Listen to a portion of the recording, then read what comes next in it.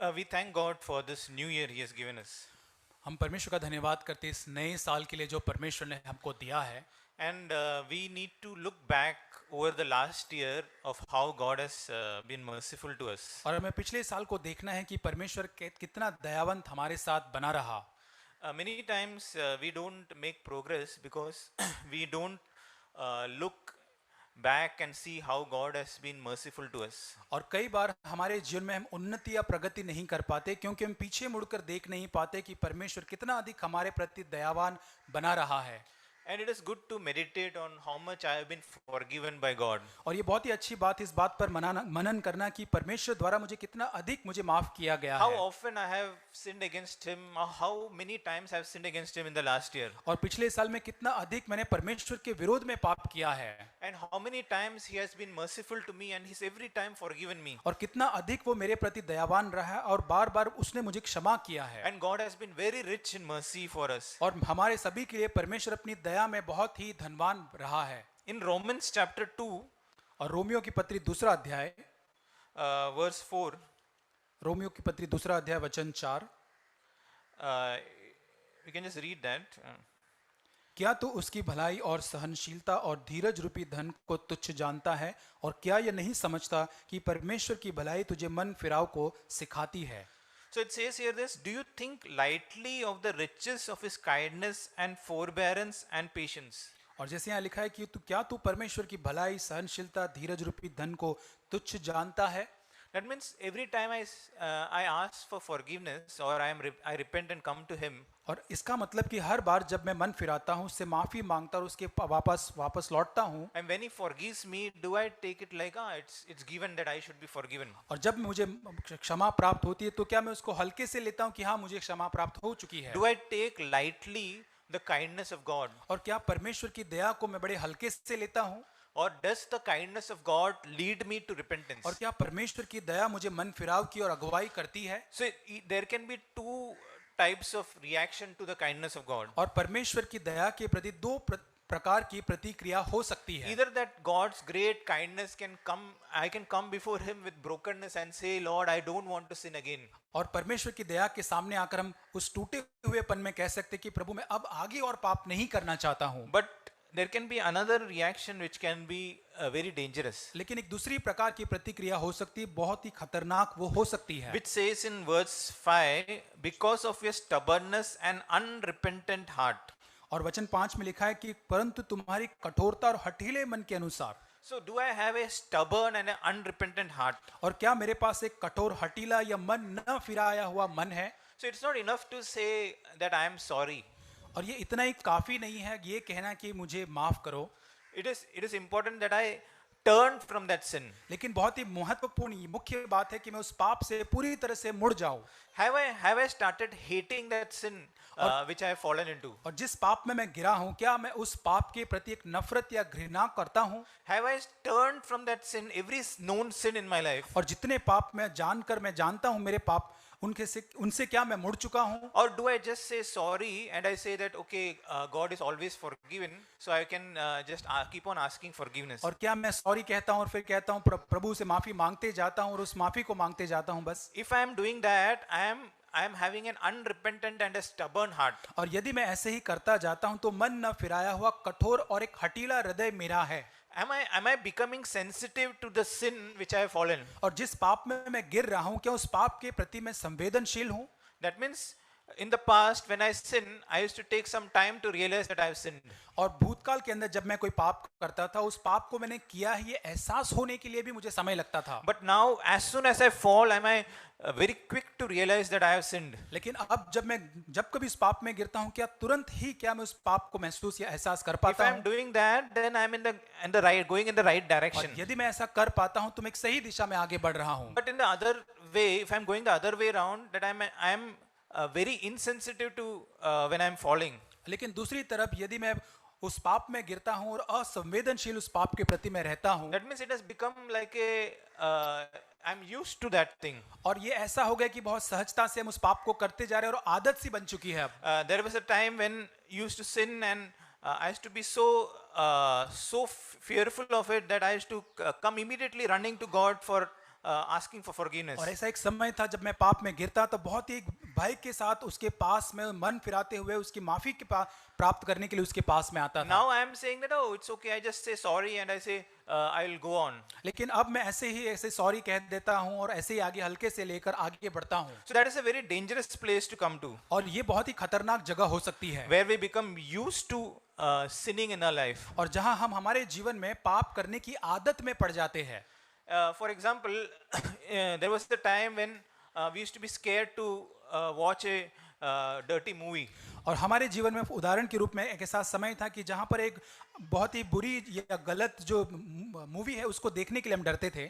But now I can easily watch. I say I am become mature and I can easily watch something which is little bit impure. लेकिन अब मैं बड़ी आसानी से उसको देखता हूं कहते हुए कि मैं अब सयाना हो चुका हूं कि थोड़ा सा उसके अंदर थोड़ी गंदगी है तो भी मैं देख सकता हूं उसको। That shows that I have not become very sensitive to the voice of God. और इसका मतलब ये दर्शाता है कि मैं परमेश्वर की आवाज के प्रति मैं पूरी तरह से संवेदनशील नहीं हुआ हूं। For example, if I am speaking evil of someone, in the past it used to prick me immediately. और यदि भूतकाल के अंदर किसी व्यक्ति के प्रति मैं बुराई से बोलता था तो तुरंत ही मेरे अंदर एक ऐसी भावना आती थी कि तूने बुरा किया है। But now I can easily speak evil of somebody and gossip for maybe 1 hour, 2 hours, but it doesn't prick me. I am feeling it relaxed. और अभी ये ऐसा हालात है कि अभी मैं बड़ी आसानी से 1 घंटे 2 घंटे बड़ी आसानी से किसी की गपशप करना, किसी के बारे में बुराई करना बहुत ही आरामदायक महसूस करता हूं उसको करने में। So that shows that I am not coming closer to God, but I am going away from God. और ये दर्शाता है कि मैं परमेश्वर के करीब नहीं पर परमेश्वर से दूर जा रहा हूं। So in the last days, there is a lot of impurity which is increasing in the world. और अंतिम दिनों के अंदर इस संसार के अंदर बहुत सारी अशुद्धि या बहुत ही बुराई बढ़ती जा रही है। And that is why Jesus said, because of lawlessness, the love of many will grow cold. और यीशु मसीह ने कहा कि अधर्म के बढ़ने से बहुतों का प्रेम ठंडा हो जाएगा। And we need to constantly come before God and ask Him to reveal that impurity in us. और हमें परमेश्वर के पास निरंतर आकर उससे मांगना है कि वो हमें उस अशुद्धि या बुराई को हमारे जीवन में और भी ज्यादा प्रकाशित उसको करता रहे। And we need to see Jesus clearly so that we can see that He is our goal, that we want to become pure like और Him. हम यीशु मसीह को बड़ी साफ रीति से देख सके, ये देखे कि वही हमारा एक बहुत ही साफ लक्ष्य है जिसकी ओर हमें बढ़ना है। The standard of my holiness is not the standard which the world sees as okay. और मेरे पवित्रता का ये स्तर नहीं होना चाहिए कि जहां संसार देखकर कहे कि हाँ ये सही है। It is okay to once in a while tell a dirty joke. और ये बहुत ही अच्छी ठीक बात है कि कई बार 1 बार या 2 बार हम कोई खराब ऐसा जोक या मजाक कर सकते हैं। It is okay to joke about marriage and some things. It's okay. It's not so serious. और ये शादी के बारे में कोई जोक या मजाक करना ये ठीक बात है, कभी हम कर सकते हैं, ये कोई गंभीर बात नहीं है। So those things which is in the world can influence our thinking. और संसार में होने वाली बातें हमारी सोच को प्रभावित कर सकती है। And we can be very tolerant with sin in our life. और हम पाप को अधिक सहन करने वाले बन जा सकते हैं। That means we don't realize that sin is seeping in our life. और इसका मतलब कि हमें ये पता नहीं चलता कि धीरे से फिसल कर पाप हमारे भीतर घुस रहा है। And we are not sensitive to the voice of God. और हम परमेश्वर की आवाज के प्रति संवेदनशील नहीं होते हैं। And we don't ask God to speak to us or reveal anything in our hearts. और हम परमेश्वर से नहीं मांगते कि वो हमसे कुछ बात करे, हमारे हृदय में चीजों को दिखाए या उसे प्रदर्शित करे। And that is a very dangerous place to come to. और ये बहुत ही खतरनाक जगह हो सकती है आने के लिए। See, for example, in the previous days, God was speaking in my heart about having a pure eyes. और पिछले दिनों में परमेश्वर मुझसे बात कर रहा था कि एक शुद्ध आंखें होने के संबंध में। Our aim should not be just not lusting after women. और हमारा ध्येय या उद्देश्य केवल स्त्रियों के प्रति लालसा न करना उतना नहीं होना चाहिए। Our intention should be beyond that I should be able to look with full purity. लेकिन हमारी इच्छा उससे बढ़कर होनी चाहिए कि मैं पूर्ण पवित्रता या शुद्धता के साथ मेरी दृष्टि को बनाए रखूं। That I should be able not to entertain even a single evil thought in my mind. और ताकि मेरे मन में या मेरे मन में आने वाले कोई भी बुराई से भरा हुआ विचार तक मैं उसको एंटरटेन न करूं। See, when Paul spoke to Timothy in 1 Timothy chapter 5, और पहला तिमुथियुस 5 अध्याय में पौलुस जब तिमुथियुस से बात करता है, he says in verse 2 उसके दूसरे वचन में वो कहता है that you have to look at older women as mothers and younger women as sisters with absolute purity. और वहां पहला तिमुथियुस 5 अध्याय वचन 2 में पौलुस कहता है बूढ़ी स्त्रियों को माता जानकर और जवान स्त्रियों को पूरी पवित्रता से बहन जानकर समझा दे। So we have to make that our standard, not the standard of the world. और हमें इस वचन के अनुसार जो स्तर है उसको हमारा स्तर बनाना है, न कि संसार के स्तर को हमारा स्तर बनाए। So when I look at a young girl, I have to imagine that this is my daughter.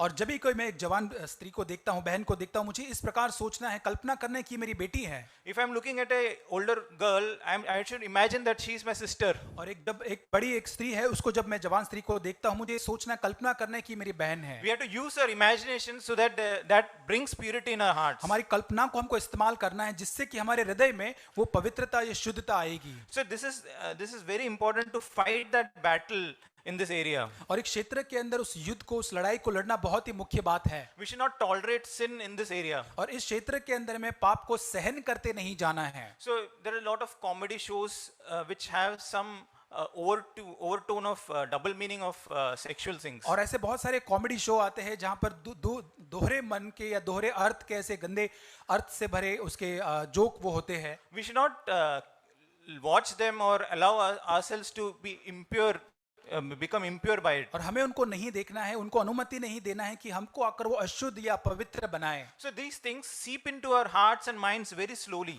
और ये हमारे हृदय में, ये बातें जो है हृदय और मन में बहुत ही धीरे से फिसल कर वो घुस जाती है। If we are not careful, we will become really defiled. और यदि हम सावधान नहीं हैं तो पूरी तरह से हम अशुद्ध किए जाएंगे। It is not about sinning externally. और ये बाहरी तौर से पाप करने के बारे में नहीं है।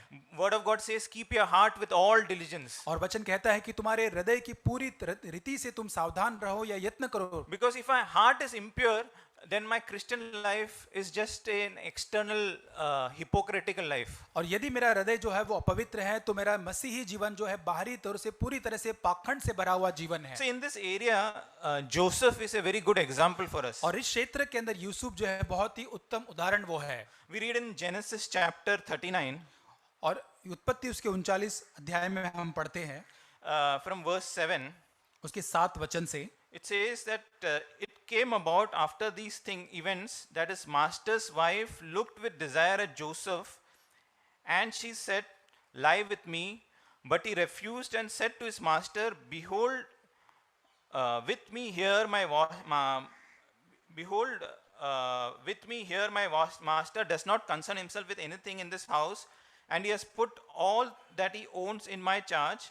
There is no one greater in this house than I, and he has withheld nothing from me except you, because you are his wife." So first of all, Joseph, when he looked at the situation, he looked at the goodness of his master. और यहाँ पर यूसुफ के बारे में जब उस परिस्थिति को देखता है तो सबसे पहले उसके स्वामी की भलाई के बारे में वो सोचता है। That means he did not have a selfish heart which said that I will do what I want. और यहाँ पर उसके पास एक स्वार्थ से भरा हुआ हृदय नहीं होता, ये कहते हुए कि जो मैं चाहता हूँ मैं वो करूंगा। But he thought that his master has given him so much privilege in this house and is so good to me, so why should I repay this evil to him? और ये उसका विचार ये कहता है कि मेरा स्वामी जो है कितना मेरे प्रति सौभाग्य उसने दिया है और कितना भला वो रहा है, तो क्यों उसकी भलाई के बदले में मैं बुराई को लौटाऊं। So we have to look at that heart which was so had gratitude towards other people. और यहाँ पर मैं कैसे हृदय को देखते हैं, ऐसे हृदय को जो और लोगों के प्रति धन्यवाद से भरा हुआ है। And then he says, how then can I do this great evil and sin against God? और उसके बाद वो कहता है कि मैं कैसे इतनी बड़ी दुष्टता परमेश्वर के विरोध में करूं। And then it says she did not leave Joseph. और वहां पे लिखा है कि उस स्त्री ने उसको यूसुफ को वहां नहीं छोड़ा। Says as she spoke to Joseph day after day. और 10 वचन में कहता है कि ऐसा हुआ कि वह प्रतिदिन यूसुफ से बातें करती रही। He did not listen to her to lie beside her or be with her. पर उसने उसकी न मानी, न उसके पास लेटे या उसके संग रहे। So we can imagine for so many days that woman was tempting Joseph every day. और हम ये सोच सकते हैं, देख सकते हैं, कल्पना कर सकते हैं कि कितने अधिक दिन प्रतिदिन ये स्त्री जो है वो यूसुफ को बहुत ही ज्यादा प्रलोभित कर रही थी। And Joseph was a very young person with lot of sexual passion inside him. और यूसुफ यहाँ पे बहुत ही जवान व्यक्ति था, बहुत ही उसके अंदर सेक्सुअल पैशन था, ऐसा व्यक्ति वो था। But he did not allow himself to be to yield even once in those things, in those times. उसने अपने आप को उसमें एक पाप में भी अपने आप को पढ़ने के लिए अनुमति नहीं दिया, नहीं सौंपा अपने आप And को। it says here that he did not want to be even with her. और यहाँ पे लिखा है कि उसने उसके साथ संग होना भी नहीं चाहा। That means as soon as he finds that that woman is coming, he will go away. और जैसे ही वो स्त्री को आती हुई उसकी तरफ देखता था, तुरंत वहां से वो भाग जाता। See, Joseph did not live before the law of Moses. और यहाँ पर यूसुफ जो है वो मूसा के कानून जो था, व्यवस्था के पहले जिया। He did not have a law which said that you shall not commit adultery. और यहाँ पर उसके पास कोई व्यवस्था या आज्ञा नहीं थी कि तुझे व्यभिचार नहीं करना है। He did not know Jesus or the love of Jesus on the cross. वो यीशु मसीह को नहीं जानता था, न उस कलवरी क्रूस का यीशु का प्रेम वो नहीं जानता He था। did not have the Holy Spirit dwelling within him. और उसके भीतर पवित्र आत्मा का निवास नहीं था। He did not have the word of God which said flee from sexual और immorality. वो परमेश्वर के वचन को भी तब नहीं जानता जो कहता है कि व्यभिचार से तुम भागो। He did not have so many meetings and conferences and messages and so many things which we have, he did not have. और जो आज हमारे पास उपलब्ध है, ये सारी मीटिंग, ये सभा, ये संदेश, कॉन्फ्रेंस, ये सारी बातें यूसुफ के पास नहीं उपलब्ध थी। But still he could flee from sin because he feared God. क्योंकि वो परमेश्वर का भय मानता था, इस कारण से वो उस पाप से भाग सका। Because he knew who God was. क्योंकि वो जानता था कि परमेश्वर कौन है। So we have become so casual with who God is that we can easily fall into sin. और परमेश्वर जो है उसके संबंध में हम इतने ज्यादा साधारण या हल्के से लेने लगते हैं और हम बहुत आसानी से पाप कर बैठते So it हैं। is good to read from the Old Covenant and Old Testament and see who God is. और हमें पुराने नियम में पढ़कर देखकर जानना है कि परमेश्वर कौन है। How those people were trembling at the judgment of God. और कैसे वे लोग परमेश्वर के न्याय के संबंध में सोचकर कितने डरते और कांपते थे। In Hebrews chapter 12, इब्रानियों की पत्री 12 अध्याय verse 18 it says, वचन 18। so it says here that for you have not come to a mountain that may be touched, and to a blazing fire, and to the darkness and gloom and whirlwind, to the blast of a trumpet and the sound of words, which sound was such that those who heard begged that no further word should be spoken. और वहां कहते हैं, तुम तो उस पहाड़ के पास जो छुआ जा सकता था और आग से प्रज्वलित था, और काली घटा, अंधेरा और आंधी के पास, और उस तुरही की ध्वनि बोलने वाले के ऐसे शब्द के पास नहीं आए जिसके सुनने वाले ने विनती की कि अब हमसे और बातें न की जाए। For they could not bear the command that if even a beast touches the mountain, it will be stoned. क्योंकि वे उस आज्ञा को न सह सके, यदि कोई पशु भी पहाड़ को छुए तो पथराव किया जाए। So this is an incident which is recorded in Exodus chapter 19. और ये एक घटना है जो निर्गमन 19 अध्याय के अंदर लिखी गई है।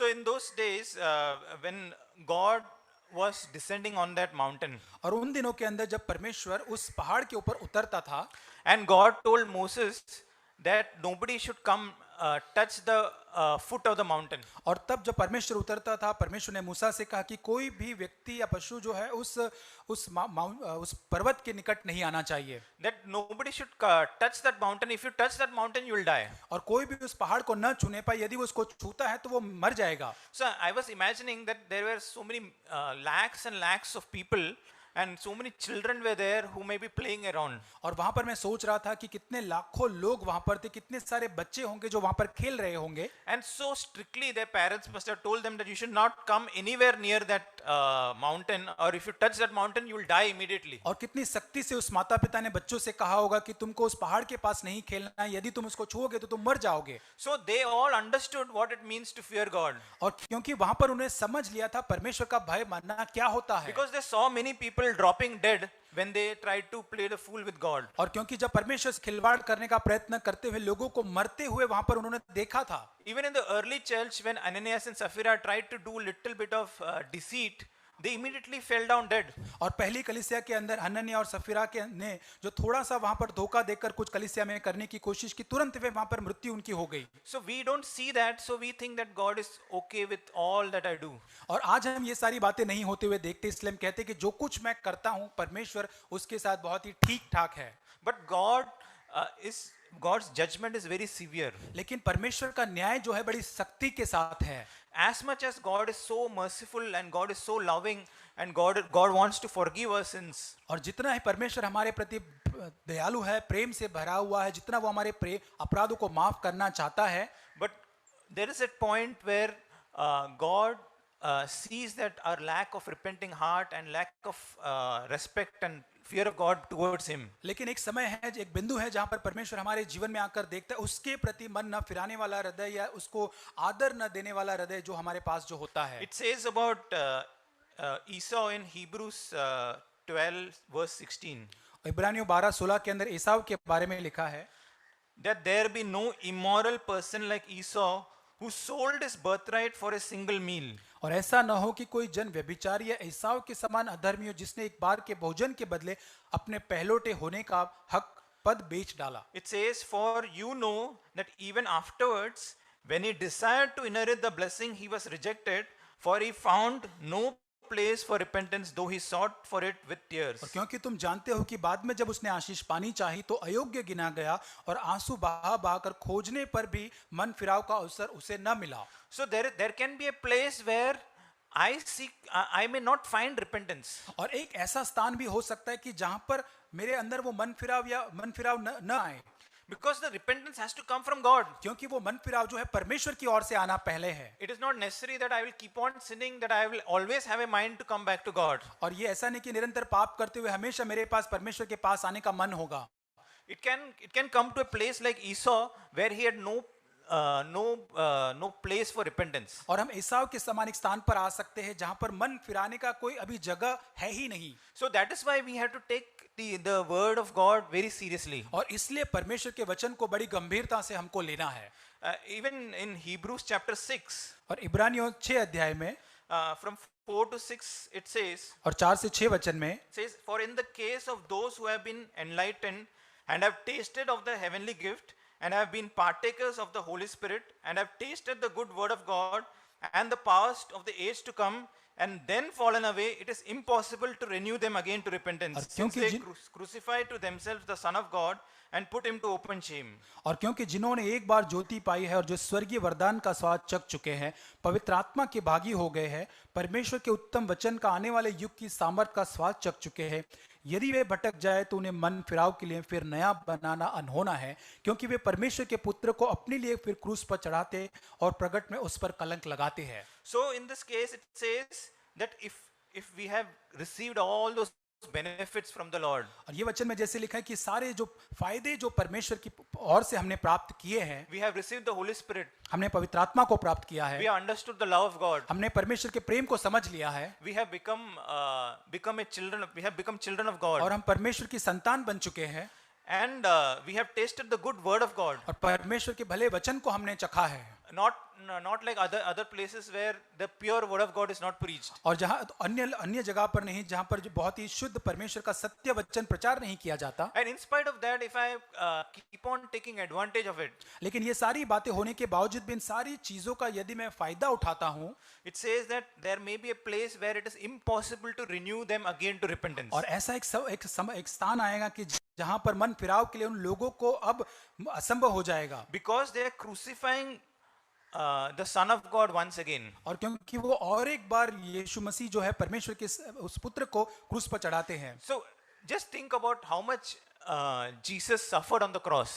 और सोच के देखिए कि कितना अधिक यीशु मसीह हमारे लिए उस क्रूस के ऊपर उसने पीड़ा को उठाया, And how much open shame he suffered when he was hanging on that cross. और जिस क्रूस के ऊपर वो लटक रहा था कितनी एक सार्वजनिक लज्जा को उसने वहां पर सहा। And above that, when God the Father forsook him, और उससे बढ़कर जब पिता परमेश्वर ने यीशु मसीह को त्याग दिया, and how he cried out with a loud voice, my God, why have you forsaken me? और कैसे एक बड़े ऊंचे स्वर से वो पुकार कर कहता है कि हे मेरे पिता, हे मेरे परमेश्वर, तूने मुझे क्यों त्याग दिया। And when we think about that, we will not have a desire to keep on sinning. और जब हम उसके बारे में सोचेंगे तो हमारे पास और एक बार पाप करने के लिए अब इच्छा नहीं बाकी रहेगी। So that is why we have to meditate on what Jesus did on the cross. और इसीलिए यीशु मसीह ने जो हमारे लिए उस क्रूस पर किया उसके ऊपर मनन करने की आवश्यकता है। And we should not, it says that if I do that, if I keep on sinning, I am putting Jesus to an open shame. और यदि मैं बार बार इस पाप को करते जाता हूं तो वो सार्वजनिक रूप से यीशु को और भी अधिक मैं लज्जित करता हूं। Maybe other people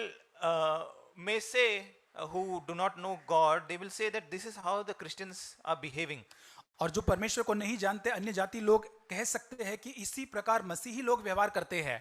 So I should not put the name of Jesus to open shame. और कभी भी मुझे यीशु मसीह के नाम को सार्वजनिक रूप से लज्जा का कारण नहीं बनाना है। In Jude chapter 1 verse 4, और यहूदा की पत्री पहला अध्याय 4 वचन, it says, for certain men have crept in unnoticed, those who were long beforehand marked for this condemnation. और कितने ऐसे मनुष्य चुपके से हम में आ मिले हैं जिनसे इस दंड का वर्णन पुराने समय में पहले से ही लिखा गया था।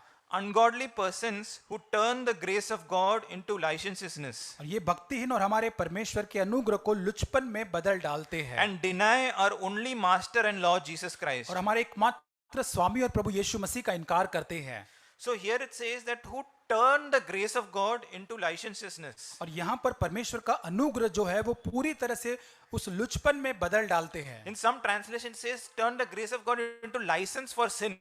और कुछ अनुवाद में लिखा गया है कि उस अनुग्रह को बदल कर पाप करने का एक लाइसेंस में उसे बदल देते हैं। That means God is gracious to me, God will forgive, I have the blood of Jesus, so I will go and sin. और इसका मतलब कि हाँ मैं पाप करूंगा तो परमेश्वर अनुग्रहकारी है, वो मुझे माफ करेगा और मैं पाप करते ही जाऊंगा उसके बाद। In the old covenant, they had more fear of God because as soon as they sinned, they would be stoned to death. और क्योंकि पुराने नियम में लोगों के पास और अधिक परमेश्वर का भय पाया जाता था क्योंकि वे जानते थे जब कभी वे पाप करते थे तब उनके ऊपर पथराव कर कर उनके मार डाला जाएगा। But here there is no stoning because there is grace of God and Jesus will forgive my sin. और क्योंकि यहाँ पर परमेश्वर का अनुग्रह है, यीशु मसीह मेरे पापों को माफ करता है, यहाँ पर कोई पथराव नहीं होता है। That's why I take advantage of it. और इसलिए मैं उसका फायदा उठाने लग जाता हूँ। And that is how I harden my heart. और इसी प्रकार मैं मेरे हृदय को कठोर करते जाता हूँ। So that is what Jude wants, that in the end times this is what can happen. और यही यहूदा जो है यहाँ पर चेतावनी देता है कि अंतिम दिनों में ऐसा हो सकता है। So we should not think that I can play games with God. और हमें ये नहीं सोचना है कि परमेश्वर के साथ मैं कोई भी खिलवाड़ कर सकता हूँ। Because when God judges, it will be very severe. और क्योंकि परमेश्वर जब न्याय करेगा तो वो बहुत ही सख्ती के साथ वो होगा। He will openly expose us. और वो पूरी तरह से सार्वजनिक रूप से सब कुछ खोल देगा। And then it will be very difficult for us. और तब हमारे लिए बहुत ही कठिन हो जाएगा। Because when he appears at his coming, और जब वो आएगा उसके आने के समय पर जब वो प्रकट होगा, if we are not exposed in the world, और जब यदि हम संसार में हम प्रकट नहीं किए गए हैं तो, but at his coming we will have to run away in shame. और तब यीशु मसीह के आने के समय पर हमें लज्जा से भागना पड़ेगा। And we have to hide ourselves from the presence of his almighty glorious presence. और उसकी महिमा में सर्वशक्तिमान की उपस्थिति से हमको अपने आप को छिपाने की आवश्यकता तब पड़ जाएगी। Because we have not judged ourselves continuously. और क्योंकि हमने निरंतर अपने आप का न्याय नहीं किया And है, we have been living in secret sin and hiding everything from the church. और हम गुप्त पापों में अपने जीवन को जीते रहे और हम कलीसिया से उन पापों को छुपाते आए हैं। And we are happy that nobody knows about it. और हम बहुत ही आनंदित हैं कि इन पापों को कोई नहीं जानता। If I'm happy that nobody knows about it, और यदि मैं खुश हूँ, आनंदित हूँ कि मेरे पापों को और कोई नहीं जानता, that means I have zero fear of God. तो इसका मतलब कि मेरे अंदर शून्य प्रभु का भय है। That means I have not, I just think of God as some abstract thing who will not judge me. और इसलिए मैं परमेश्वर को बहुत एक अदृश्य रूप में देखता हूँ कि जो मेरा न्याय नहीं करेगा, हल्के से लेता हूँ। But if I have living presence of God, लेकिन यदि मैं परमेश्वर की उस धन्य उपस्थिति में रहता हूँ, then I will be constantly judging myself. तो मैं निरंतर अपने आप का न्याय करते रहूंगा। And as soon as I see some impurity in me, I will immediately run to him. और जब कभी मेरे जीवन के अंदर किसी क्षेत्र के अंदर अशुद्धि को मैं देखूंगा, तुरंत ही भागकर उसके पास जाऊंगा। And in 1 Thessalonians chapter 4, पहला थिस्सलुनीकियों चौथा अध्याय verse 3 it says, तीसरा वचन, For this is the will of God, your sanctification, that is that you abstain from sexual immorality. क्योंकि परमेश्वर की इच्छा यह है कि तुम पवित्र बने अर्थात व्यभिचार से बचे रहो। So there is no sanctification without being pure in this area. और यहाँ पर शुद्धिकरण नहीं यदि हम एक क्षेत्र के अंदर पवित्र नहीं होते हैं। So without being pure in the sexual area, there is no sanctification. और ये यौन संबंधित पाप जो होते उसके अंदर पवित्र किए बिना शुद्धिकरण नहीं है। So we should understand this very clearly. और इसे बहुत ही साफ रीति से हमें समझने की आवश्यकता So है। one of the main area we need to work out in our lives is in this area. और एक क्षेत्र जो हमारे जीवन को हम सभी को कार्य करने की आवश्यकता है वो ये क्षेत्र है, That we should be pure in this area. हमें एक क्षेत्र के अंदर शुद्ध रहना है। And we need to hear what Jesus said about this. और एक क्षेत्र के बारे में यीशु मसीह ने जो कहा उसे हमें सुनना है। In Matthew chapter 5, मत्ती उसका 5 अध्याय verse 27 it says, मत्ती 5:27, You have heard that it was said, you shall not commit adultery. But I say to you, everyone who looks at a woman with lust for her has already committed adultery with her in his heart. और तुम सुन चुके हो कि कहा गया है कि व्यभिचार न करना, परंतु मैं तुमसे कहता हूं कि जो कोई किसी स्त्री पर कुदृष्टि डाले वह अपने मन में उससे व्यभिचार कर चुका है। So have I taken this word of Jesus very seriously? और क्या मैंने यीशु मसीह के इस वचन को गंभीरता से लिया है? Jesus said once upon a time, Moses said, if you commit adultery, you will be stoned to death. और कि यीशु मसीह ने कहा कि मूसा ने एक समय पर इस प्रकार कहा कि यदि तुम किसी स्त्री के ऊपर व्यभिचार से देखते हो तो पथराव किया जाएगा तुम पर। No, Moses said, if you commit physical adultery, you will be stoned to death. और तुम शारीरिक व्यभिचार यदि करते हो तो तुम्हें पथराव करके मार दिया But जाएगा। I say to you that even if you look with lust, that's enough that you have committed adultery in your heart. और लेकिन मैं ये कहता हूं कि यदि तुमने केवल अपनी आंखों से, वासना भरी आंखों से उस स्त्री की ओर देखा तो तुम व्यभिचार कर चुके हो। If your right eye makes you stumble, tear it out and throw it from you. और यदि तेरी दाहिनी आंख तुझे ठोकर खिलाए तो उसे निकाल कर उसे अपने पास से फेंक दे। For it is better for you to lose one of the parts of your body than for your whole body to be thrown into hell. और क्योंकि तेरे लिए यह भला होगा कि तेरे अंगों में से एक नाश हो जाए और तेरा सारा शरीर नरक में डाला जाए। So it is better. Jesus said, even if you lose one of the parts of a body, और that ये- is okay. और यीशु मसीह कहता है कि तुम्हारे शरीर का एक अंग भी यदि तुम खो देते हो तो वो ठीक है, But better is you don't sin. लेकिन ये बेहतर, ये भला है कि तुम पाप न करो उसके बजाय। That means anything which prevents me from, which causes sin in my life, I should be ready to give up. और ऐसी चीजें जो मुझे पाप करने के विवश करती है, उसका कारण बनती है, उन सारी चीजों को छोड़ना है मुझे। It can be my any social network account or anything which causes me to sin. और ऐसा सोशल नेटवर्क या सोशल नेटवर्किंग या कोई सोशल मीडिया हो सकता है अकाउंट जो मुझे पाप करने के लिए प्रेरित करता हो। It might be any videos which I watch which causes me to sin. और ऐसे कोई भी वीडियोस जिसको मैं देखता हूं जिसके कारण मैं पाप में प्रलोभित होता हूं। So if Jesus said that you can even pluck out your eye, then I can easily give up other things. और यीशु मसीह यहाँ पे कहता है कि तुम्हें तुम्हारी आंख को पूरी तरह से निकाल कर फेंकना है, उसका मतलब ये सारी चीजें मैं आसानी से फेंक कर दूर कर सकता हूं। That means I have to be very radical in this area. और इसका मतलब एक क्षेत्र के अंदर मुझे बहुत ही उग्र बनने की आवश्यकता If है। I deal very lightly in this area, और I will यदि- keep on sinning. यदि मैं बहुत ही हल्के से इन क्षेत्रों के अंदर व्यवहार करूंगा तो मैं पाप और अधिक करते ही जाऊंगा। But it is not just our own willpower that enables us, helps us. और ये हमारी खुद की इच्छा शक्ति नहीं है कि जो हमको सक्षम बनाकर सहायता करती है, God will give us the power of His Holy Spirit. और परमेश्वर हमें अपने पवित्र आत्मा का सामर्थ्य देगा। And through the power of the Holy Spirit, we can put to death the deeds of the flesh. और पवित्र आत्मा की सामर्थ्य के द्वारा हम शरीर के अंगों के जो कार्य है उसको हम मार सकते हैं। In Romans 8:13 it says, और रोमियो 8:13 में कहता है, if you are living according to the flesh, you must die. और वहां कहता है कि क्योंकि यदि तुम शरीर के अनुसार दिन काटोगे तो मरोगे। So, see, in the beginning, in Genesis, God told Adam and Eve that if you eat of the fruit of the knowledge of good and evil, you will die. और आदि में उत्पत्ति में परमेश्वर ने आदम और हवा से कहा यदि तुम भले और बुरे के ज्ञान का वृक्ष उसमें से यदि तुम कोई इस फल को खाओगे तो तुम मरोगे।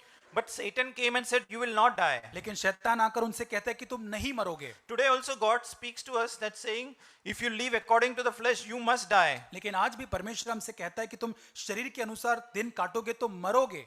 But here again we say that no, God is so forgiving, we will not die. और हम और एक बार कहते हैं कि परमेश्वर इतना माफ करने वाला हमारे लिए है तो हम नहीं मरेंगे। But if you by the Spirit you put to death, you are putting to death the deeds of the body, you will live. यदि आत्मा से देह की क्रियाओं को मारोगे तो तुम जीवित रहोगे।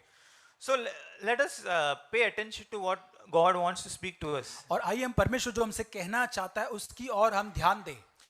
In Philippians 2:12 it says, फिलिप्पियों की पत्री 2 अध्याय 12 वचन, says, so then my beloved, just as you have always obeyed, not as in my presence only, but now much more in my absence, work out your salvation with fear and trembling. इसलिए हे मेरे प्रियो जिस प्रकार तुम सदा से आज्ञा मानते आए हो वैसे ही अब भी न केवल मेरे साथ रहते हुए पर विशेष करके अब मेरे दूर रहने पर भी डरते और कांपते हुए अपने अपने उद्धार का कार्य पूरा करते जाओ। Yes. So here it says that I have to work out my salvation with fear and trembling. और यहाँ पे कहता है कि डरते कांपते हुए अपने उद्धार के कार्य को पूरा करने के बारे में। The next verse says, for it is God who is at work in you. और दूसरे उसके आगे के वचन में कहते हैं परमेश्वर है जो हमारे भीतर कार्य में प्रभाव काम करने के लिए प्रभाव That डालता means है। still today God is working in you to give you the desire. और क्योंकि आज के दिन तक परमेश्वर हमारे भीतर कार्य कर रहा है वो उस इच्छा को हमको देने के लिए। So when God is giving me the desire, I have to work out immediately. और जब परमेश्वर मुझे वो इच्छा दे रहा है तो तुरंत मुझे उस पर काम करना है। That's why it says, today if you hear his voice, do not harden your heart. और इसलिए कहते हैं कि आज यदि तुम उसका आवाज सुनो तो अपने हृदय को कठोर न करो, Because we don't know whether that working of God will happen continuously after some time. और क्योंकि हम नहीं जानते कि ये परमेश्वर का निरंतर कार्य हमारे भीतर जो हो रहा है वो एक समय के बाद होगा या नहीं होगा। Because if we keep on ignoring his voice and keep on taking advantage of him, और यदि हम उसकी आवाज को निरंतर नजरअंदाज करते रहेंगे, उसका फायदा उठाते रहेंगे, there may be a time when our hearts will become really hardened और एक समय ऐसा आएगा कि हमारा हृदय पूरी तरह से कठोर हो जाएगा, and we will not be able to respond to him. और तब हम परमेश्वर के प्रति प्रतिक्रिया नहीं दे पाएंगे। So that is why today if you hear his voice, do not harden your heart. लेकिन यदि आज तुम उसका आवाज या शब्द सुनते हो तो अपने हृदय को आप कठोर न करें। In Hebrews 7:25 it says, इब्रानियों की पत्री 7:25 में, we'll just read that verse. इसलिए जो उसके द्वारा परमेश्वर के पास आते हैं वह उनका पूरा पूरा उद्धार कर सकता है, क्योंकि वह उनके लिए विनती करने को सर्वदा जीवित है। So this is not a word to throw stones at anyone, और ये वचन किसी की और पत्थर डालने के लिए नहीं है, because we don't have any stones with us, क्योंकि हमारे पास कोई पत्थर नहीं है, because we have been redeemed by the blood of Jesus. क्योंकि हम यीशु मसीह के लहू के द्वारा छुड़ाए गए हैं। While we were yet sinners, Christ died for और us. जब हम पापी ही थे तब मसीह हमारे लिए मरा, And God has been tremendously merciful to us. और परमेश्वर हमारे लिए बहुत ही अद्भुत दयावान वो रहा है, And we have received much of God's mercy. और हमने बहुत अधिक परमेश्वर की दया को प्राप्त किया है। And if we come to Him, He is able to save us completely. और यदि हम उसके पास में आते वो हमें पूरी तरह से बचाने के लिए योग्य है, Whatever the depth of sin is, He is able to deliver us. और हमारे पाप की कितनी भी गहराई क्यों ना हो वो योग्य और सामर्थ्य हमें उससे छुड़ाने के लिए। How much ever long the problem was in our life, God is able to deliver us. और कितने भी अधिक समय से हमारे जीवन में वो समस्या जारी क्यों ना हो, परमेश्वर योग्य सामर्थ्य उसे छुड़ाने के लिए। He shall be called Jesus, for He will save His people from their sin. और क्योंकि तुम उसका नाम यीशु रखना, क्योंकि वो तुम्हें तुम्हारे पापों से उद्धार देगा, And He will save me from my sin. और वो यीशु मसीह मुझे मेरे पापों से भी उद्धार देगा। And we will trust in Him and we will not give up. और वो उस पर हम भरोसा रखेंगे और हम हार नहीं मानेंगे। That's why if we draw near to God, He is able to save us to the uttermost. और इसलिए हम जब उसके करीब जाते हैं तो हमारे पाप की गहराई से छुड़ा वो हमको सकता है। In Hebrews 6:9, इब्रानियों 6:9, as we also meditated on last week, जैसे हमने इसको पिछले सप्ताह में भी इस पर मनन किया। but beloved, we are convinced of better things concerning you. और हे प्रिय, यद्यपि हम ये बातें कहते तो भी तुम्हारे विषय में हम इससे अच्छी और उद्धार वाली बातों का भरोसा करते हैं। Things that accompany salvation, though we are speaking in this way. और हम यदि हम इस प्रकार बात करते अच्छी और उद्धार वाली बातों का भरोसा करते हैं। Amen. आमीन।